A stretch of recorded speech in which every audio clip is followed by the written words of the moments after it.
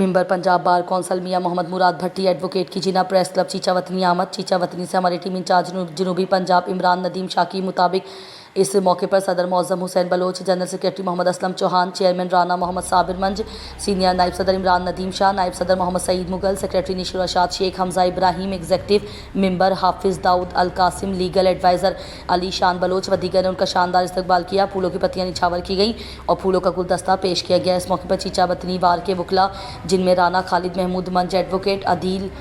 عدید فرا منج advocate, سردار واجد معروف Dogar advocate, محمد اعجاز بھٹی advocate, سابقہ general secretary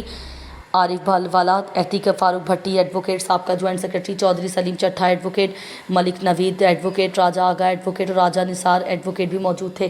آخر میں صدر معظم حسین بلوچ نے معزز مہمانان میاں محمد مراد بھٹی کو پاک پتن سیٹ کی کامیابی پر دل کی عطا گہرائیوں سے مبارکباد پیش کی اور نیک دلی تمناؤں کا اظہار کیا۔